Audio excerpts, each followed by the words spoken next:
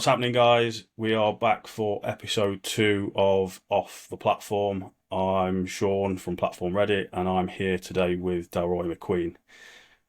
Del, your lifting history is phenomenal. For those that don't know, it would be absolutely fantastic if you could walk us through how you got into lifting, where you started, and how that journey's evolved, because you've gone from multiple sports, different elements of the sport as well. Um, yeah, talk us through that journey. Yeah, so it all begun, in the early 90s. So I went to a school called Hammersmith School in West London. And in PE one day, some options come up, and weight training was one of the options. And then a coach called John Jackson came into the school. He was actually a powerlifting coach originally, but in PE, he just started teaching us basic weight training movements and slowly progressed the movements to doing sort of overhead squats and snatch balances. And then it all started off from there. I had no idea I was going in the direction of doing weight training. I just like lifting and training with weights. Every week he came in, and slowly but surely I got that little bit better. There's probably people in the group that are far better than me, but I'm just one of these people that sort of stick things out and just see it through. So eventually I went along to his lifting club in Hammersmith, and then just started training from there. And then after probably about 8 weeks training, he asked me if I wanted to compete in a competition. So I thought, I'll give it a go. And it was in the London, I think it's the London Schoolboy Championships. So at this stage, I thought I was pretty good, and then I went into the competition and got absolutely annihilated, which is probably a good thing for me because I went away, and slowly but surely every competition I improved, and I beat all the people that beat me on that day, and my career really took off from there. Do you think that was kind of the making of your sort of competitive edge, that sort of humbling experience? Oh yeah, definitely. I think humbling, when you get humbled, it plays a big part of it, and it just makes you better. And that's the good thing about the sport back then, because it's very rare, like in weightlifting, even powerlifting back in those days, you get someone who's done a few months training and walk in, qualify for a British straight away, or end up winning like a British title. You really had to sort of put the work in and basically work from the bottom and sort of work your way through the ranks to get there. Nice, nice. So is it safe to say your career started weightlifting more so than powerlifting? It was lifting weights, enjoying the sport, lifting in, Yeah, the weightlifting it side of took the things. weightlifting route. Believe it or not, I was the only weightlifter in the gym, and the other guys in there were just general weight trainers and powerlifters. So I always saw what the powerlifters was doing. I thought, that's really cool. I want to do that. But the coach sort of like pushed me along in the weightlifting direction, which I'm extremely grateful for because I had an amazing career, better than I ever expected would have been in weightlifting. So yeah, I was just stuck it out from there, and then slowly but surely I sort of worked my way into the British under-18s team, and then from there I thought I was good again, and then you go like with all the best guys in Britain, and then you're starting at the bottom of the pack again and working your way back up. So there's always the ups and downs. As soon as I started feeling like I was good, it was literally right, move up to the age group or move up a standard, and then start from the bottom again and work up. Do you think do you think there's a lack of that nowadays outside, in powerlifting? Do you think there's a little too little competition? Do you think it could be a little bit more competitive? It could be a hell of a lot more competitive. The problem is there's just too many federations, and the competition's very, very watered down. And it's very difficult to get all the best lifts in one place, like at the time, so they can compete and truly see who's the best. Um, I think the best people doing that at the moment, are abs. I went to the I agree. Titans a few weeks ago, and it was absolutely incredible seeing those heavyweight guys clash. Truly Yeah, unbelievable, and that's what the sport should be. So I think slowly but surely it's taken a little bit of a U-turn and going more in that sort of competitive direction. yeah. I would agree. I think abs are doing a cracking job of it. We as Platform Ready have no affiliation or anything with abs, but they are the standout. I think within the UK scene, and they're drawing more and more lifters worldwide now. It's really starting to take off, and Jay and the guys seem to be doing a cracking job. Yeah, it's just the beginning. This I Yeah, think for powerlifting, I think abs is going to explode at some stage and make yeah. powerlifting a pretty big thing. I agree. I agree. So talk us through the weightlifting career and how that evolved and how it went, how you then got yourself to a position where it was into the Commonwealth. Yes, it was quite a longish journey to the Commonwealth Games. So I started off lifting. I got into the British men's team and actually competed in the men's world championships when I was still a junior. So I was about 19 and competed in the men's open world championships, which was qualifying for the Atlanta Olympics. I was still learning my craft there. I was pretty good, but there's always a lot more to learn. So I put a Yeah, lot of work in, and I gradually worked my way up through the ranks. Um, Managed to become British under-18s champion. Then I worked my way to the British junior champion. Juniors was under 20s in weightlifting back then, and then after under 20s, you're into the sort of senior or the open men's. Which like I got into the open men's, and I had to sort of work my way back up to eventually becoming British champion there. So I got to the 1998 and it was qualifying for the Commonwealth Games. And in my heart, I really truly believed I was going to go to the Commonwealth Games. But then in the qualifiers, I finished in third place and only the top two went, which was absolutely heartbreaking at the time. But looking back at it, it's the best thing that could have possibly happened to me. So after that point in time, I still trained weightlifting hard, but my heart wasn't truly in it. Um, until I got to a stage where I thought, you know what, 2002 starting to loom again. This is my chance. I really want to go to the 2002 Commonwealth Games. So it must have been the end of like 1999. I was training and I dislocated my elbow and I completely tore the medial ligament. So it was one of those injuries that's never really been documented in the weightlifter. And a lot of people thought my career was going to be over at that sort of stage. And I was lucky to have private medical care with the British Olympic Association. And the British weightlifting doctor took me to a specialist surgeon in various areas. And he went away and done his research and said, found there's a surgery that baseball players have for that injury, but it's never been tried on a weightlifter. So he said to me, look, I can give you this surgery, but you've got literally probably like a 40% chance of competing again. But up in my head, some chance was better than no chance. So I said, okay, I'll take that option and have the surgery. And he said, you're probably going to have about a 2 year recovery time. And I'm thinking the end of 1999, that'll take me to like um, near enough 2002 in the Commonwealth Games. And I'd only be just be starting back lifting now. So it's a bit sort of touch and go, really. And at that sort of stage, I was like, there's a possibility I might make the games, but there's a strong possibility I won't. So I had the surgery and my recovery was really, really quick. I really surprised a lot of people. So I had surgery February of 2000, and then I was back competing in September 2000 um, to full blown competition. I went back to 100% my lifting, but I was pretty much 90% back. So we went on to sort of like 2001, and I tried all the qualifiers for the Commonwealth Games and always was that little bit short. And they got to the stage, it was the last qualifier and the last lift of the qualifier was I had to do a PB clean and jerk, which was 207.5 kilos to qualify for the Commonwealth Games. So I took that on my last attempt and I clean and jerked it. So that was like a 5 kilo PB, which is pretty big when you're sort of walking into that sort of level of lifting. And then after that, really, not many people gave me a chance at the Commonwealth Games, so they didn't think I was that good on the snatch. So on the predicted sheets, I was in about third or fourth place. So literally, as soon as I qualified for the Commonwealth Games, I don't think I even had 2 days of training. I was back in the gym, literally just working my ass off to get to the Commonwealth Games. So later in the prep, everything just significantly improved. It's almost like a switch went in my brain. It just made me sort of a better lifter during that whole prep. And then I walked into the Commonwealth Games, and as soon as I won gold in the snatch, which no one gave me a chance, everyone knew the title was mine because there was no one that can beat me in a clean and jerk. it's impressive.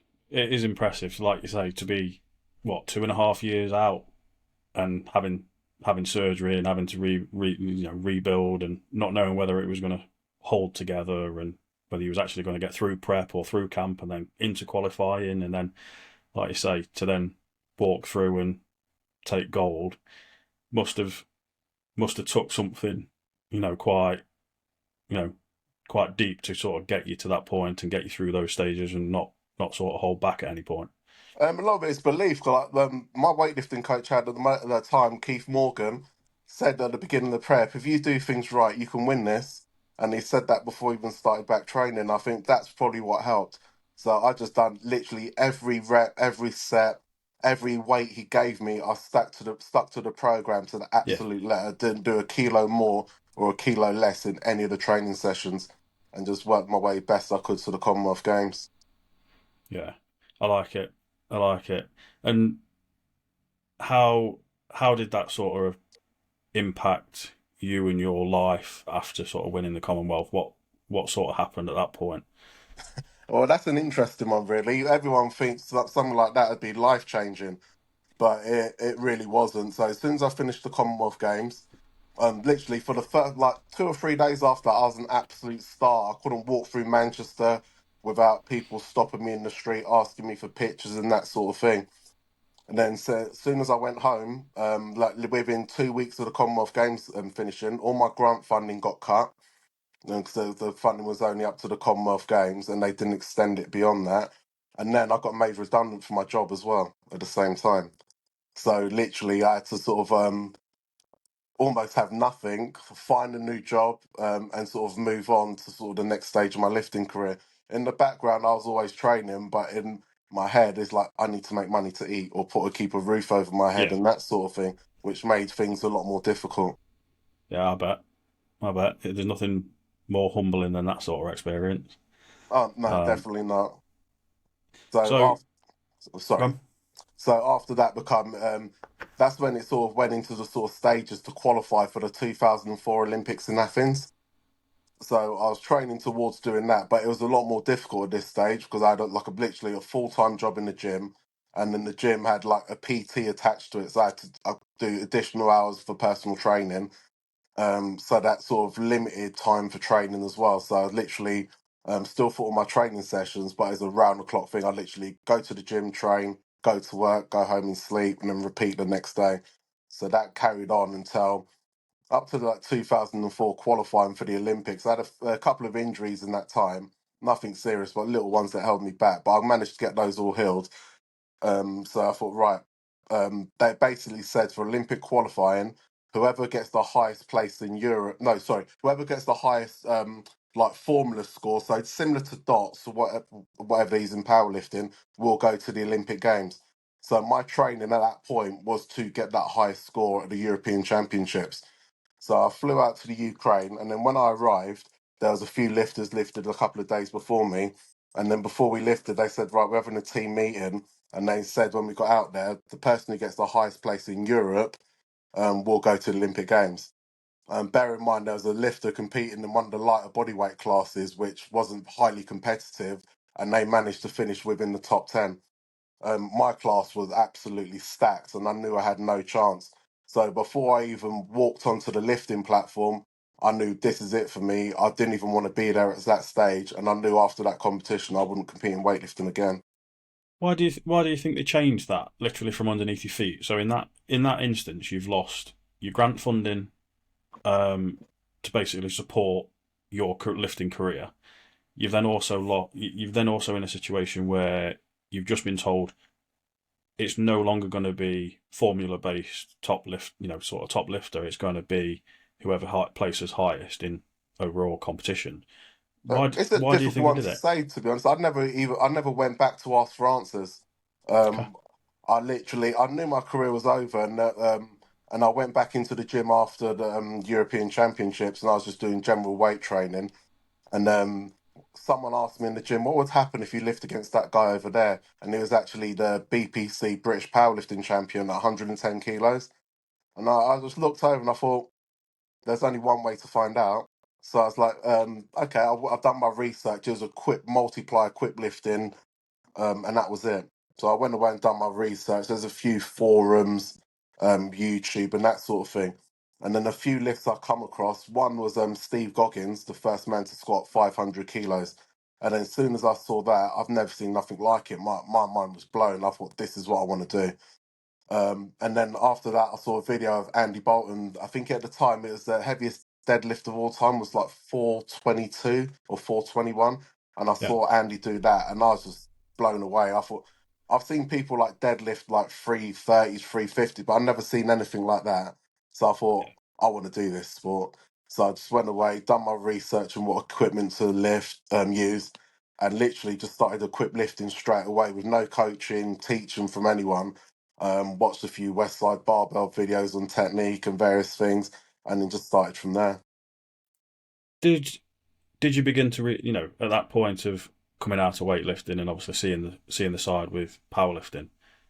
Is it fair to say you had a little bit of resentment for weightlifting through with that experience that you had? It sounds like you just turned your back on it pretty quick.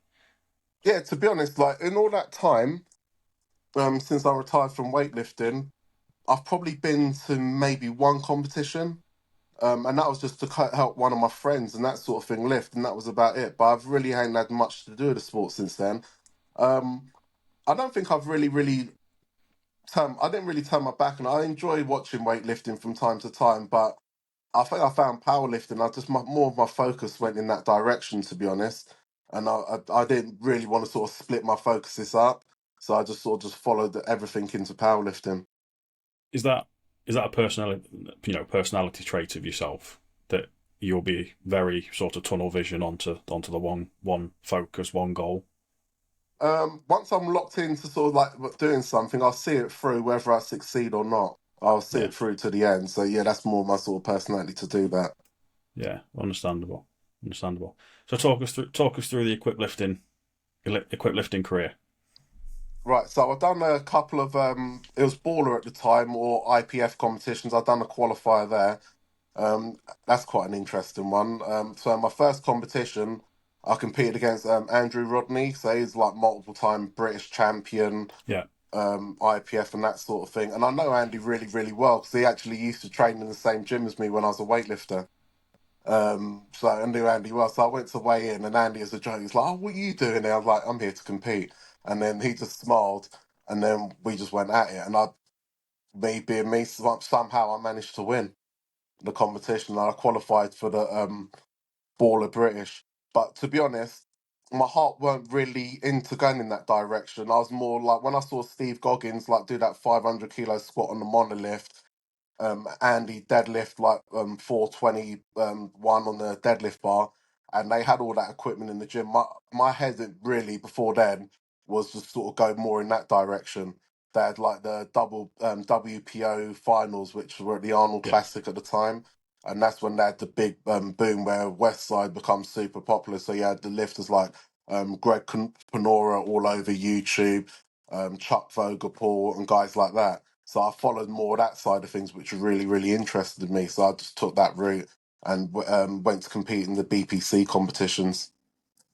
understandable, understandable. Because like you say, when you see the old school West Side and you see the old school Andy Bolton lifting the ridiculous weights he was at the time, it I can remember watching it as a kid, and you just like, shit, what the At, hell is this? at that point in history, you've never seen nothing like it. No, So absolutely. so it was like really sort of mesmerized. It sort of go in that direction.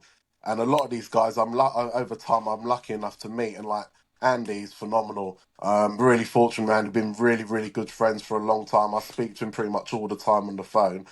And looking back now, it's like how did I get in a position like the first man to deadlift 1,000 pounds? Is probably one of my best friends. It's Yeah, just remarkable, really. yeah. I've got a lot of time for Andy. Andy, we sponsored one of the first Andy Bolton deadlift challenges as well. Um, yeah, we had a good relationship with Andy over the years. He's a good guy. He's a really good guy. And he's looked after a few of the lifters that I've coached over the years as well. Yeah, he's an incredible person. Like everyone Yeah, knows, like his issues with his kidneys and stuff like that, but no one has any clue what that man went through. For him to come back to lift the sort of weights he did is just truly remarkable. yeah, yeah. I agree. I agree. It's nice to see him backlifting and enjoying it. Yeah. 1 second, Cassius, stop winding the dog up. Sorry, that's my son winding the dog No, you're fine. up. You're fine. Um, so how did that sort of lifting career in equip lifting sort of evolve? Because obviously you're not in equipped now. So how did the journey go, and at what point did you turn around and say equip lifting we're sort of done? Um, to be honest, it equip lifting almost like got phased out a little bit, if that makes Mm. sense. So I competed multiply equip from like 2004 through to 2010, around that sort of period of time. So my last competition of quit was GPC Worlds. I think that was in Prague. So I've done sort of like quite a lot of multiply equipped competitions since over that period of time, and then slowly but surely, raw lifting become more and more popular. I think it's just more because it's more accessible. Yeah. The suits were very, very difficult to get hold of towards the end of my career and far more expensive. So I think raw started to take off a lot more from there. Um, And gone. Yeah, so I weren't really intending to take the raw route, to be honest, but one of my friends, Lee Lumpy Price, some lifters make recognise the name and some won't. He had actually had pancreatic cancer, and I sort of like after 2010 just took it a lot easier. I used to go and train, but I really weren't interested in competing at the time. But then is he sort of like this final months of his life, he had like a charity competition at Genesis Gym in London for Dave Beatty put it on, and Lee asked me if I'd lift, and I couldn't say no to that, to be honest. So I think that's what really sort of kick-started me sort of going down that raw route. Fair. And when was it? When was it you sort of really transitioned into raw? And sort of how old were you at the point where you transitioned into raw? So I transitioned more into raw. It must have been probably about 2011. So I was living in Windsor, and then I moved to Hastings. But the gym I trained at in Hastings, the Zeus gym, this is fantastic now. Didn't have anything really. So they're just basic benches, a lifting platform. I bought my own Texas power bar so I could train safely. And then one of the guys down the gym, Zippy, welded up a squat rack together. And I just started lifting raw from there. And then the BPC had their first British Raw Championship. So that was probably just before my son was born in 2012. So I lifted there, and that was the Hercules Olympia 2012, which was pretty cool actually. Because one day at that venue, they had like the British Strongman finals, and then the following day they had the British Powerlifting finals. So I trained towards that and managed to win that one, and then just carried on lifting raw from there. And could be quite a polarizing question. Powerlifting now against powerlifting of old. Right, Where's your preference? right. That's a really, really good question because there's going to be two answers to this. Um, let me put it the right. Powerlifting back then was more of maybe a harder person sport, if that makes sense.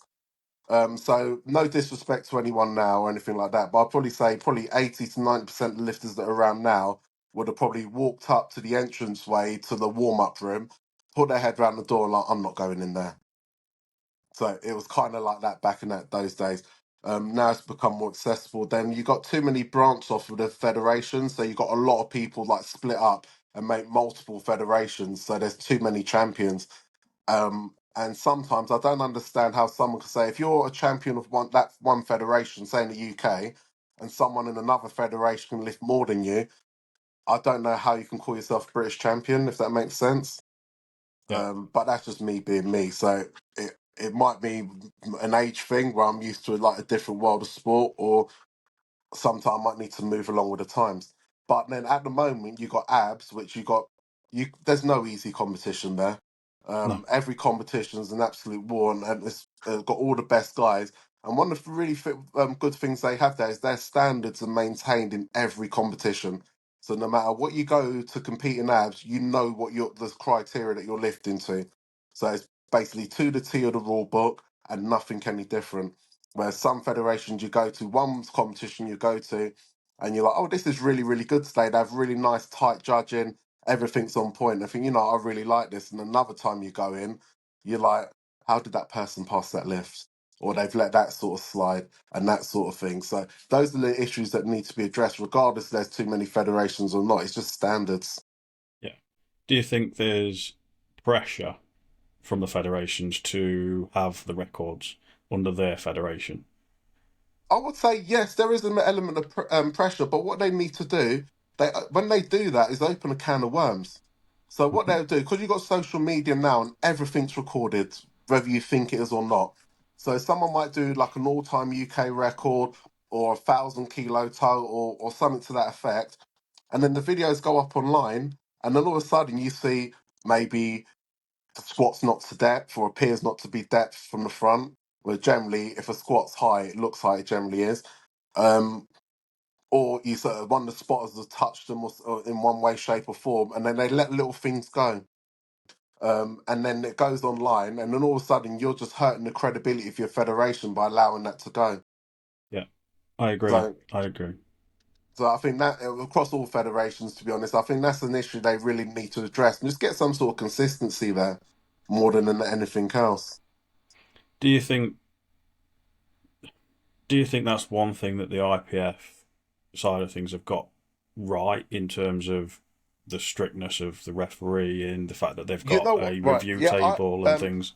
yes, but I think the term is when people say, "Oh, it's too strict." It's not too strict. It's what the rule book says. Yeah, So if you judge to what the rule book says, you're not being too strict. You're not being lenient one way or going too far the other. You're doing it to what the rule book says. So you can't go to the Olympics and run 100 meters and then be a meter away from the line and someone stops the clock and say that's a world record. In some ways, if you're letting the high squat go and you know it's high, that's kind of what you're doing sometimes.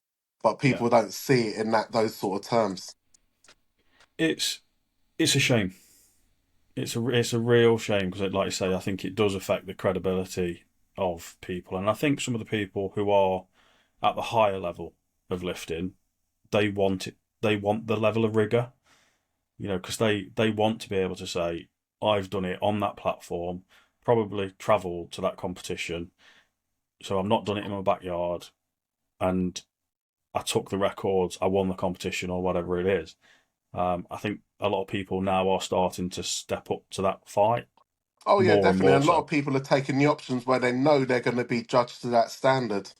So Yeah, you see more and more lifters now are just going in direction, say, right, I could do the total here, but if I do it here, I'm going to get more credibility doing it. So yeah, a lot of the lifters are sort of taking it on themselves to go where the credibility is. yeah. I agree. I agree. So abs, is it 14 weeks? Yes, Something like 14 that? weeks today. 14 weeks competing there. What's your experience of, we've touched on your previous experience. What's your thoughts for what's ahead? I'm quite excited about it, to be honest. I'm training really, really hard for it, and it will be my last powerlifting competition, full powerlifting competition. I might do deadlift only from time to time, but in terms of competing, that'd be about it. So in terms of full power, this is it, the final run for me and the last competition. I've picked this one. One, the standards are incredible. Two, I could easily pick another competition where I can go against a much easier level of competition, probably win and come out looking really, really good. But I don't want to do that. I want to go to a competition where there's a lot of lifters in that group that are far better than I am. And I want to give it 110%, do the best I can possibly do, and just literally just go out on my shield with my head held up high against the best guys in the world. So that's the reason I've taken that option. Do do many people know that this is going to be your last comp? Well, a lot of the guys that I've said to a few times, and not many people take me seriously. I've said to some of the guys at the gym, they're like, "Nah, you're going to carry on for more." I'm like, "This is it." Um, I want to walk away where with everything intact. So I haven't got a lot of the niggle injuries that like a lot of the guys have had. Yeah, I can walk away quite healthy afterwards and everything else. I don't want to carry on that little bit too long, especially like the age thing where I push it that little bit too far, then my shoulders wreck, so I can't lay on the bench and do a bench press, or my knees are shot to bits, so I can't go under a squat bar and do a few reps in the squat, and just live sort of a normal life without any of the issues behind that. So, and that's one of the reasons I'm choosing to stop now. And also, I'm still competing at a reasonably good level, so I want to finish at a good level. yeah, yeah. It's understandable, and I've I've admired sort of your career, your journey since I've been involved in the sport, and you've been a staple in everything that I've seen for many years. So it will be it will be a sad moment to know that that's the sort of final competition, for yourself. But at the same time, yeah, I like But that. I like the idea of, like you say, going out in the best competition, finishing your career there. I think, yeah, I can understand that. yeah, and I just like the idea. Like I've made a choice to say this is my last one, Yeah, rather than me carrying on that little bit too long, and then that my choice being taken away, where I'm forced not to compete anymore. So I'm prepared. I've retired from weightlifting and never looked back. I can retire from powerlifting. The only difference is I won't walk away from powerlifting. I've got a lot of great young lifters at the gym that I'm working with and yeah, everything else. So it's not like I won't be involved in the sport. So I still will no, be. no, absolutely. Have you thought about Have you thought about life after powerlifting? Is there Uh, anything that's going to give you the challenge and things that you clearly strive for? To be honest, I've done all the challenges and I've pretty much done everything I want to do. It'd probably be quite nice to go in the gym and think, oh yeah, I'll just squat 180 for 10 today and that'd be enough.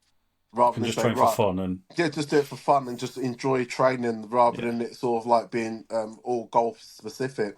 Because you bear in mind, I've done 30 plus years where everything's been sort of quite regimented to a program, lift certain weights at a particular time, peak for this competition, where I don't have to do this anymore. I'll still have my same training routine. I'll still go in the gym on a Monday morning. I'll still deadlift. I'll still bench on Tuesday, squat Thursday, and everything else. That won't change. The only thing is, I won't compete at the end of it. yeah, yeah. Any goals in mind for abs? Yeah, I'd like to go out on a PB total. The rules there I quite like, to be honest. It's walkout squats, 20 kilo stiff bar for all three lifts. Even though throughout my lifting career I had a lot of chance to do that sort of thing, but those rules kind of suit me a little bit more. So you won't see a lot of difference in the weight I'll be able to lift on the squat. Deadlift makes no difference at all. Um, so hopefully I can go. I'm positive I can go out of a PB total. The question is how much of a PB will it be? Yeah, I like it. I like it. Is there anything is there anything else that you can think of that people might not know about your sort of lifting career that you want to add in before we sort of move on from a few of the lifting questions? I think pretty much everyone knows what I've done over my lifting career. I think it's pretty much been out there for everyone to see, or for the people that have followed me for a long time. So, in that respect, I'm pretty fortunate. Um, but when people say how many 800 pound deadlifts you've done, I've no idea. Like you always say, how many times you've done this? Like I don't know. I just go in and lift it when I need to lift it, and that's it. I don't normally count how many times I've done something. So So you've not got the marks inside your belt like Ray Williams has with a 1,000 pound no, squat. nothing like that, to be honest. Just walk in and do it when I need to, and then Yeah, back off and don't do it when I don't need to. yeah. And it's a testament to yourself, Del, the fact that you've had the longevity in your career, and I think that shows as well with the lifters that you coach. You don't coach people to be a flash in a pan lifter, and I think it's nice to see. It's nice to see you coach people in the same way that you sort of hold the standards you hold Yeah, yourself to. I'm not one of these ones that likes lifters to take shortcuts. If you're gonna get Yeah, like 10 kilos, you're gonna earn 10 kilos. You're not just like, I know I'm just gonna go from low bar or high bar to low bar and steal a few kilos there, or I'm not that good at conventional, so I'm just gonna switch to sumo to steal a few kilos there. I'm a big one for like you earn all your kilos and you pay your dues. Then when the time yeah. comes for you to do a low bar squat or maybe convert to sumo deadlift, then we'll take that route. But until then, you earn all your kilos. Uh, Powerful message, and I think anybody listening should sort of stand up, take note, and you know think about that when they're trying to bullshit their way through certain things. Oh, the thing is, when you sort of try and sort of like, I don't know, hide a weakness or bullshit your way through, eventually you get exposed, and then Yeah, eventually you have to take all those sort of steps and work your way back up. So my advice to a lot of people is sometimes if a lot of people ask, what's the fastest route to lift a certain weight, or what's the fastest route to being British champion? And I always say, listen to the people who have done it before you and made the mistakes, because they're the ones going to tell you how to do it quickly, because you're going to avoid a lot of the mistakes they've made. yeah, yeah. Very, very true. So I I've found this over the years. We've spoke, we've had we've had chats at comps and things like that. But like you say, your lifting career is well documented. But I personally, I mean, those closer to you may, but I don't know much about Del outside of the lifting career, outside of Instagram. What's life look like for you? My life looks like like every day, take care of my son. He's 12, so my day is literally get him up out of bed, make his breakfast, get him sorted, take him to school, go to the gym, do a little bit of training, coach a number of clients, go home, answer my messages on WhatsApp, review videos for clients, and then go back to the gym, do a few coaching sessions in the evening, and then repeat the following day. Um, my life outside the gym is really more sort of family orientated, so taking care of my sort of wife, my son, and just looking after the home really, and just providing for my family. Yeah, yeah. It's I think quite a few people are, you know, social media and lifting and everything is one side of their life, and the other side, the personal side, is it's personal. It's like you say, it's things that you keep close to you, and like you say, when you've got kids, it's a little bit different as well, isn't it? Yeah, it's just funny though, because like, if I like take my son to school and then you get some of the kids go down the gym and they start following you and on like social media, and they hang on a minute, you go to drop your son off school and you can do this. And they're like, how come you're not a professional athlete getting paid for it? I'm like, it's not that type of sport. No, no. I think it's one thing that we discussed with Luke when we had Luke on the podcast. It's if you want to make money out of powerlifting, it's not you're in the wrong sport. No, the Um, only way you're going to make money from powerlifting or even make a living is more the coaching side, yeah, and, yeah, I and agree. that sort of thing. But then the trouble with the coaching side is when you see what a lot of people charge, they're not going to be truly happy coaching because they're only going to be coaching the types of people that can afford those prices. They're not going to be able to sort of get the sort of lifters from A to B or the guys that are going to be really, really good because they charge too much and they don't make it accessible for those people. And I think that's Yeah, one of the biggest problems. I agree. I agree. I think we're very similar in approach. I think we keep our position clear and accessible to many. That's one of the main things. I'm trying to make it more accessible to everyone, Yeah, um, and that sort of thing. So even when people are struggling or something, or maybe can't afford it, um, you, it's a conversation to be you, had. you, you do think yes, conversation happening. You do things to keep them going on a different Yeah, structure. You can't just sort of let them sort of just disappear and just stop. So yeah, you do something else to help them sort of go in that direction and try and help them pursue their goal. Because at the end of the day, before there were all this like online coaching and stuff like that, people helped me and didn't charge me anything to help me. So yeah. sometimes you got to give some of that back. It's like you say, it's paying your dues, isn't it? Oh, 100%. And a Yeah, lot of people out there coaching now just haven't paid their dues to do it. agreed, agreed. So other than sort of powerlifting and things, what do you do? What do you do to sort of have fun, family wise, and outside of the sport? Well, play PlayStation with my son. I watched a lot of like WWE. I've been a big fan of that all my life. I never really stopped watching that, and a big fan of UFC as well. So there's a lot of other things I do outside of powerlifting and just spending time with my family and just doing the things we enjoy doing together. Yeah, PlayStation a guilty pleasure, is it? No, I play something to keep my son company. I get my ass kicked most of the time on there, but it makes him happy, so I'll always do it. Yeah, yeah. So outside of the norms, what favorite foods? What if you was literally in a position of right, that's your last meal, what you having? Like, right, it's always got to go. My last meal would have to be my rice and peas. My sister and my mum would have to cook that for me because no one else does it the same. Yeah, Rice, peas, and chicken. That's it. That's my favourite food. But then home the only comforts. times I get it, I can't make it the way I like it. So the only time I get that is when I go back to London to see my mum and my sister. Yeah, and favorite lift that's not competitive lift. Oh, good question. That's a hard one to be honest. To be honest, like I haven't done a lot of lifts outside a competitive that I'd say that I've really enjoyed.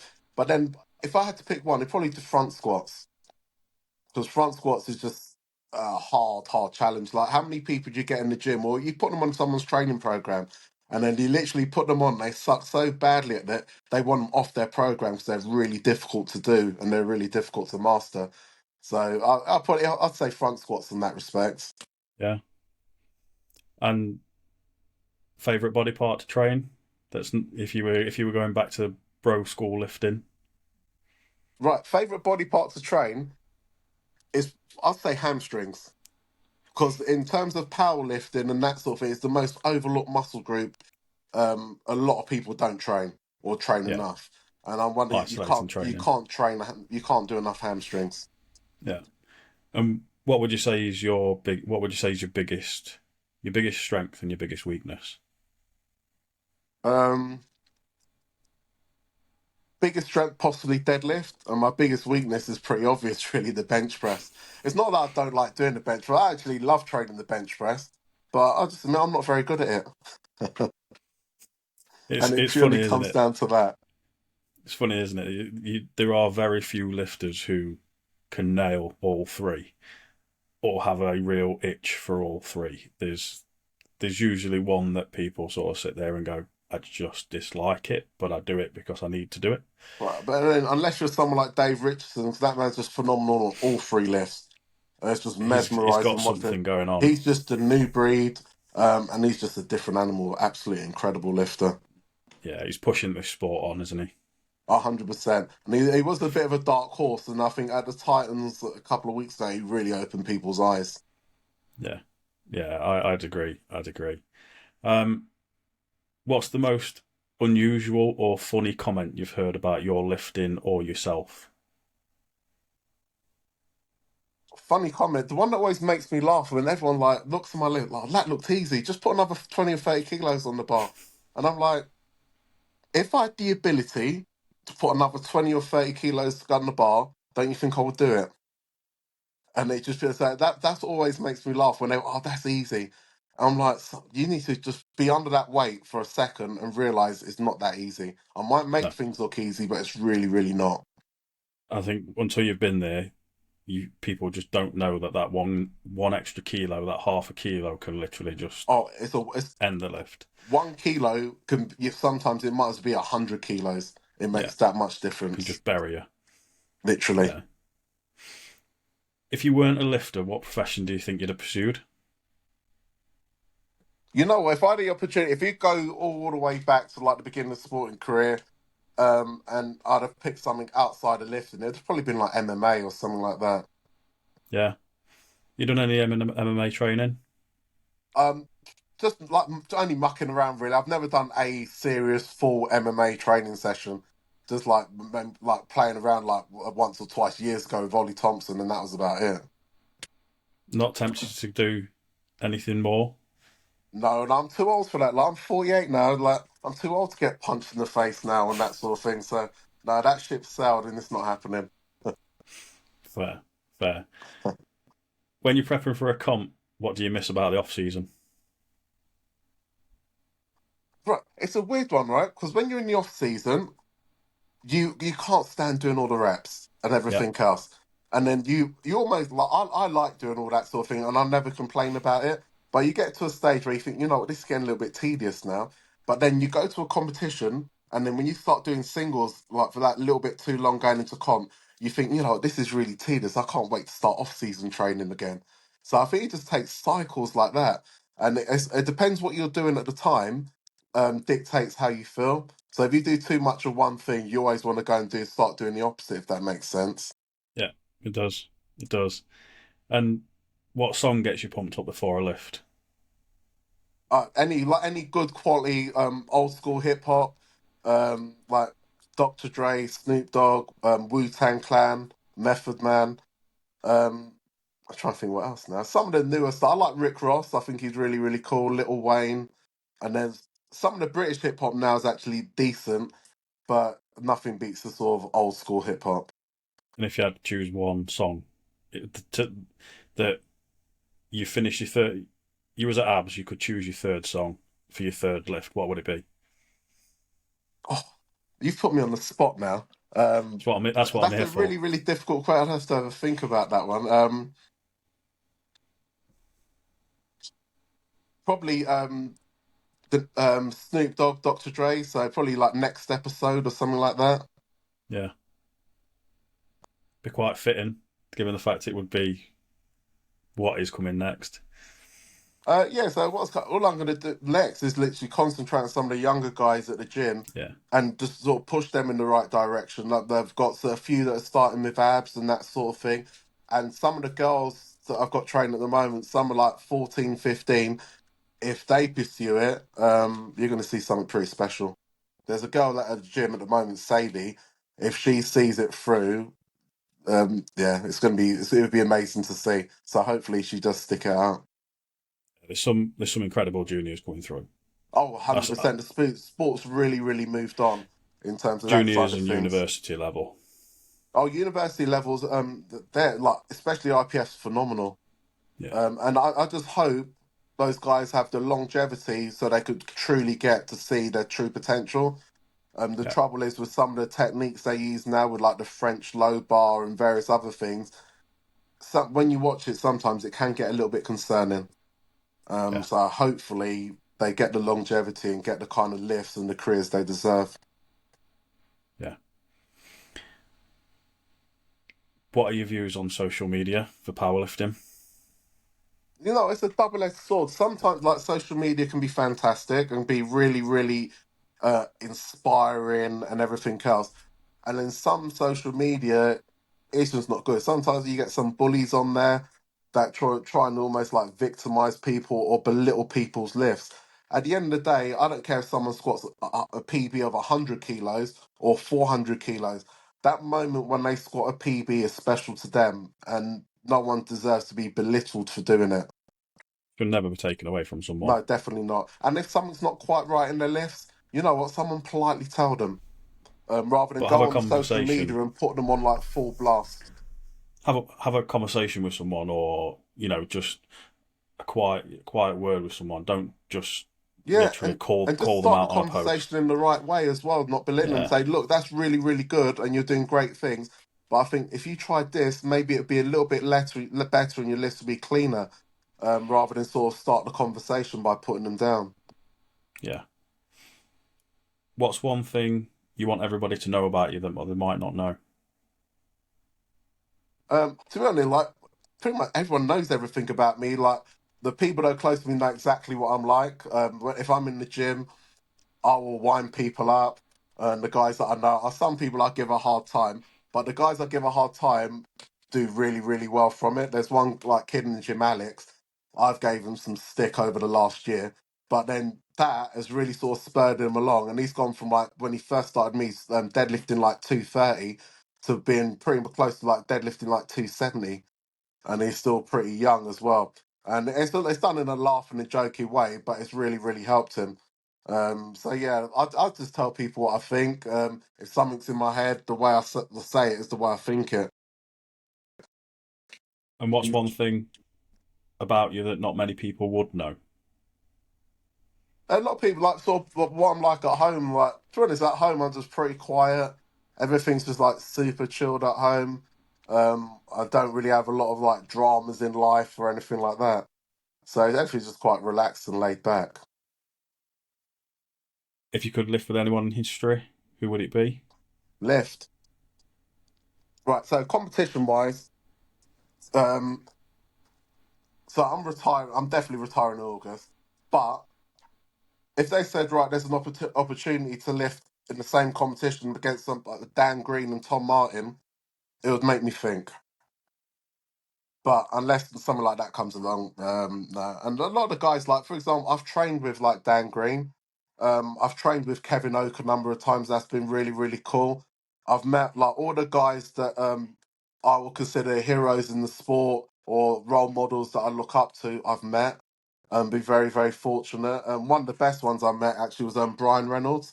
So he was a massive star, and Sam Watt as well. Actually, to be fair, those were like in the early '90s. Those guys were massive stars in the IPF. They're probably like the most well-known names in the country in powerlifting. And then when I got to meet guys like that, and the amount of respect they showed for my liftings was taking me back. Um, a good story actually. The first time I met Ed Cohn, so I was sitting on the plane. It must have been Chicago, going to Miami, and I was sitting on the plane, and I've never met Ed before in my life. And I'm sitting there, and I thought, hang on a minute, that's Ed Cohn walking down towards me, and I was like, this don't happen. You don't normally get a chance to meet your heroes. And he sort of sat down a couple of seats away from me, and he just started speaking to me, and he knew my name. He pretty much knew all the lifts I've done, what competitions I've done, and something and stuff like that. And I was really, really taken back by it.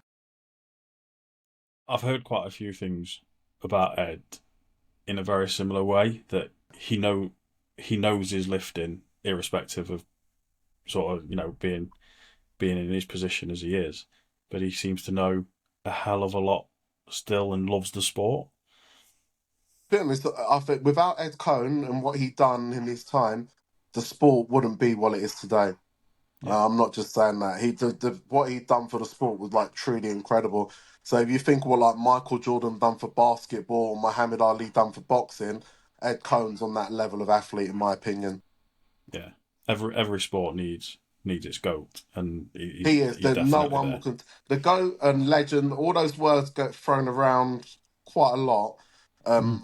But there's one person that like truly, truly deserves that label, and that's Ed Cohn. Yeah, I'd agree. I'd agree. Well, is there anything else that you want to throw out there that we might have touched on and not gone into a lot of detail? Is there anything else you want to let people know about? Well, there's yeah. So in PFG or Performance Fitness Gym Niceborn, on a Wednesday night every week between 7 and 9 p.m. I run a powerlifting club, and it's basically free to all members. Or anyone outside of the that's not a member just has to pay the gym entry fee to come in, and then that's included in that price. So if anyone ever wants to come along, they're more than welcome to do so. And what's the best way for them to inquire about coming Contact along? Performance Fitness Gym. I'll do it through Instagram or contact me directly. Okay. After after this, if you make sure you share the link with me, I'll get it put into Oh yeah, I'll I'll get it put definitely into do the that. details. Okay. Fantastic. Del, I can't thank you enough for your time. It's been great to get under the skin of things and take your views, and like I say, get to know about you, not just obviously the lifting. And yeah, I will be quite, I will watch the abs in August and be sitting there going, is this his last one, or are we gonna see him go again? Unless a unique opportunity comes away, which is highly unlikely, I think those ships have sailed. This will be my last one, but I'm going to give it 110%, and I'm going out my shield, whether it's a PB total, whether it's injured, scraper to keep in the competition to last to the end. This is it, and I'm going to give it absolutely everything I've got to put on the best performance possible on that day. I believe it. I believe it. I think everybody watching it who knows you will definitely believe that too. So, right, thanks guys for watching. If you enjoyed the episode, make sure you like, subscribe, and give Dal a follow if you don't already do so. And let's watch out for him in the abs in August. Cheers, guys. Thanks very much. Thank you.